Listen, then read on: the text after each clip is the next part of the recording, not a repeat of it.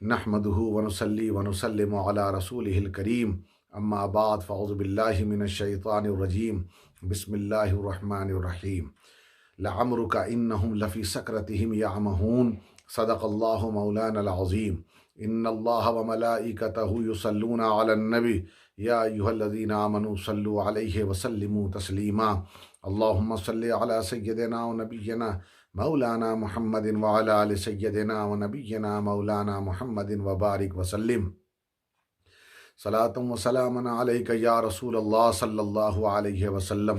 अल्लाह तबारक व तआला ने कुरान मुक़द्दस में इरशाद फरमाया, ए महबूब तुम्हारी ज़िंदगी की कसम, बेशक वो लोग नशे में भटक रहे हैं। कौन लोग नशे में भटक रहे हैं?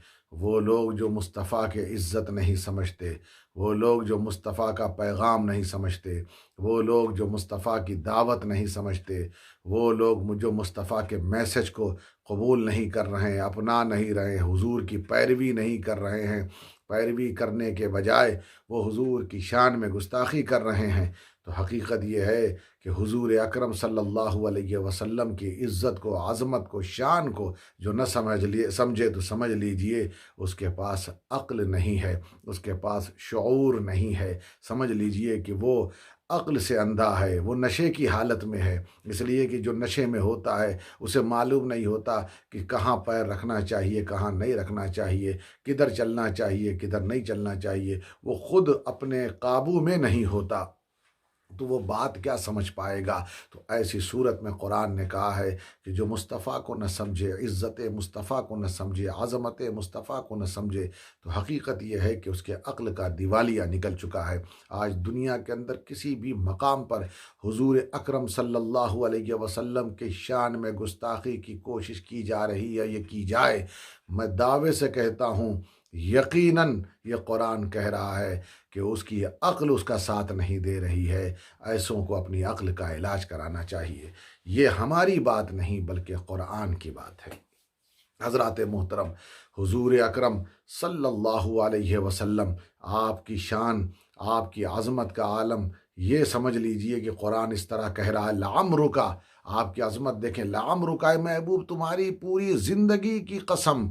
ये जुमला बता रहा है कि हुजूर की पूरी ज़िंदगी बेऐब है। इसलिए कि आम आदमी भी किसी ऐबदार चीज़ की कसम नहीं खाता, तो अल्लाह वहदहू ला शरीक, वो किसी ऐबदार चीज़ की कसम क्यों खाएगा? तो उसका कसम खाना कि ऐ महबूब तुम्हारी पूरी ज़िंदगी की कसम, इस बात की दलील है कि हुजूर का बचपन बेऐब है, हुजूर की जवानी बेऐब है, हुजूर का हर लम्हा बेऐब है, हुजूर की तबलीग का तरीक़ा बेऐब है, हुजूर का चलना बेऐब है, हुजूर का आराम करना बेऐब है, हुजूर का लोगों के साथ तकल्लुम करना, बात करना, ये सब बेऐब है, क्योंकि पूरी ज़िंदगी हुजूर अकरम सल्लल्लाहु अलैहि वसल्लम की बेऐब है।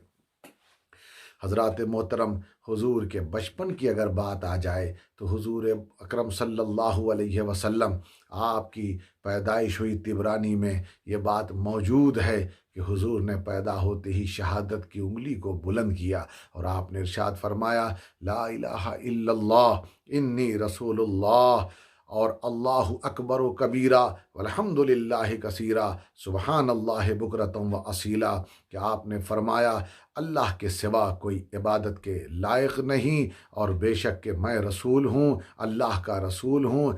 अल्लाह तबारक व तआला की बड़ाई बयान की और आपने अल्लाह की हम्द बयान की और फरमाया कि सुबहान अल्लाह बुकरतम व असीला, पाक है अल्लाह ताला की ज़ात, सुबह व शाम उसी की तस्बीह की जाए। तो हज़रात मोहतरम, ये हुजूर ने अपने बचपन में ये तस्बीह, यानी ये जो ज़ुबान से ये कलिमात जो निकाले, ये कलिमात निकाले, तो ये तो बता दिया कि ये बचपन का ज़माना जो बेशऊरी का ज़माना है, उस बेशऊरी के ज़माने में हुजूर अकरम सल्लल्लाहु अलैहि वसल्लम को आला दर्जे का शऊर हासिल था। बाज़ लोग हो सकता है इस पर भी सवाल करें, इस पर भी पूछें। वो क्या पूछेंगे? वो सवाल ये करेंगे कि बचपन में कैसे कोई बात कर सकता है? अगर कोई مسلمان پوچھے تو حیرت کی بات ہے، اس لیے کہ قرآن مقدس میں یہ بات موجود ہے۔ جب حضرت بی بی مریم حضرت عیسیٰ علی نبینا علیہ الصلاۃ والتسلیم کو گود میں لے کر کے آئیں تو اس دور کے سرداروں نے پوچھا کہ اے مریم، تمہاری تو شادی نہیں ہوئی، تو یہ بچہ تمہاری گود میں کیسے آ گیا؟ حضرت مریم نے جواب نہیں دیا، فاشارت الیہ، بچے کی طرف اشارہ کر دیا۔ تو انہوں نے کہا قالو کیف نکلم من کان فی المہد صبیا، تو انہوں نے کہا کہ مریم یہ کیا ہو گیا، یہ بچہ جو ابھی گود میں گہوارے میں ہے یہ کیسے بات کرے گا؟ حضرت عیسیٰ علیہ السلام اسی وقت بول پڑے، انی عبداللہ آتانی الکتاب وجعلنی نبیا، بے شک میں اللہ کا بندہ ہوں، اللہ نے مجھے کتاب دی، اللہ نے مجھے نبی بنایا۔ بچپنے میں حضرت عیسیٰ روح اللہ بول سکتے ہیں، تو حضور اکرم صلی اللہ علیہ وسلم جو حبیب اللہ ہیں اگر وہ کلام کرے تو اس میں سوال کی کہاں گنجائش رہ جاتی ہے؟ حضرات محترم، یہ حضور اکرم صلی اللہ علیہ وسلم کی شخصیت ہے، یہ حضور اکرم صلی اللہ علیہ وسلم کی ذات ہے جو بے عیب ہے۔ اب آپ دیکھیے، حضور اکرم صلی اللہ علیہ وسلم پیدا ہوئے، جب پیدا ہوئے تو آپ کو معلوم ہونا چاہیے دنیا کے اندر بہت سارے معاملات ہوئے، جیسے 1000 سال سے ایک آگ فارس میں جل رہی تھی۔ فارس کا ایک آتش کدا تھا جو وہاں کے لوگوں کے لیے ایک بہت بڑا ٹیمپل تھا، اور وہاں پر ایک آگ جل رہی تھی، ایک فائر تھی جو آن تھی، جو جل رہی تھی، اور ایک 1000 سال سے جل رہی تھی اور کبھی بجھی نہیں۔ مگر جیسے ہی حضور اکرم صلی اللہ علیہ وسلم کی پیدائش ہوئی وہ آگ خود بخود بجھ گئی۔ کیوں بجھ گئی؟ سوال یہ اٹھتا، اور یہ تاریخ میں، سیرت میں، حضور کی سیرت میں، حضور اکرم صلی اللہ علیہ وسلم کی جو لائف ہسٹری لکھی جاتی ہے اس کے اندر یہ بات خاص طور پر لکھی جاتی ہے۔ اب میں سوال کرتا ہوں، آخر یہ بات کیوں لکھی جاتی ہے؟ اس آگ سے حضور اکرم صلی اللہ علیہ وسلم کے ولادت کا کیا تعلق ہے؟ تو اسے اگر اللہ تعالیٰ کسی کو عقل دے گا تو فوراً یہ بات سمجھ میں آ جائے گی۔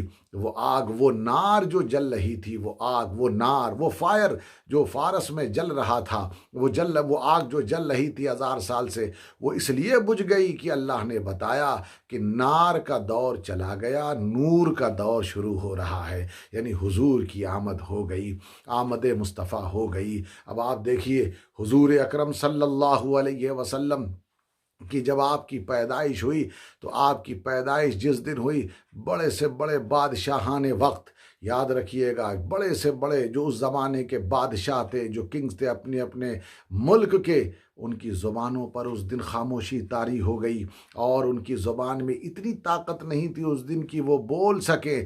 کیوں نہیں وہ بول پا رہے تھے؟ اس کا حضور کی ولادت سے کیا تعلق ہے یہ بھی بتایا کہ اب وہ آ گیا ہے جس کی شان یہ ہے کہ ما ینطق عن الہوی ان ہوا الا وحی یوحی۔ محبوب حضور اکرم صلی اللہ علیہ وسلم، he does not speak with his own desire, whatever he says that is revelation of Allah. محبوب اپنی خواہش سے نہیں بولتے، جو بولتے ہیں وہ اللہ کا کلام ہے، یعنی اب اس شان والا ہو گیا، زبان اس کی ہوگی، کلام اللہ کا ہوگا۔ اب ظاہر سی بات ہے کہ جب وہ کلام کرے گا تو اس کے سامنے کون ہے جو بات کر سکے، کون ہے جو بول سکے؟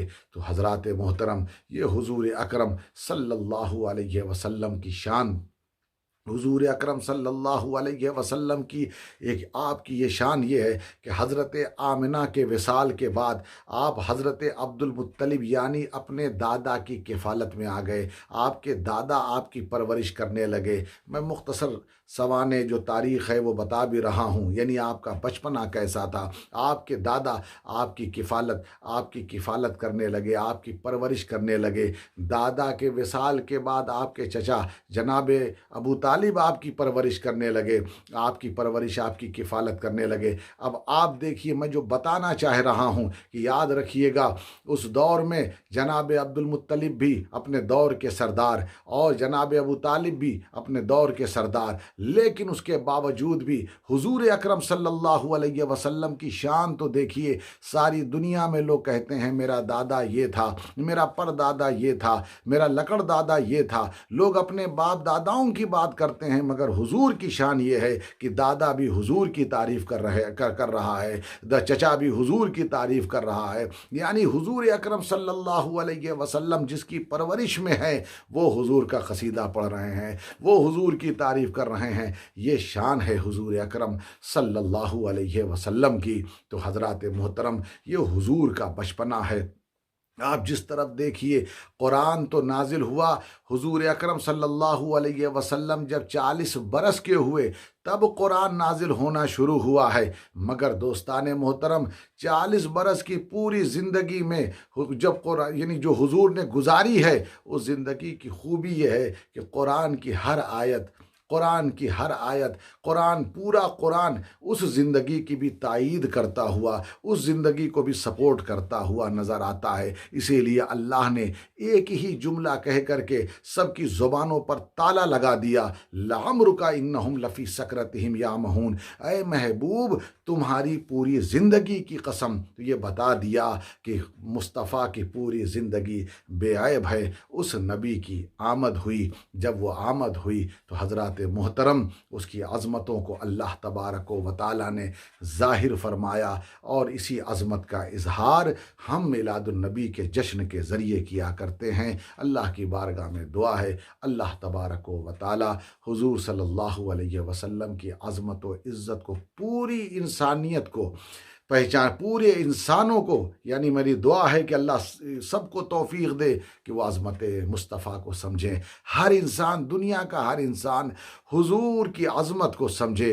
اللہ تعالیٰ کی بارگاہ میں یہ دعا ہے کہ ہر ایک کو عظمت مصطفیٰ سمجھنے کی توفیق عطا فرمائے، اور ہم سب کو حضور اکرم صلی اللہ علیہ وسلم کی سچی پیروی کرنے کی توفیق عطا فرمائے، اور مالک و مولا اس وبا سے حضور کے صدقے سب کو نجات عطا فرمائے۔ وآخر دعوانا ان الحمد للہ رب العالمین۔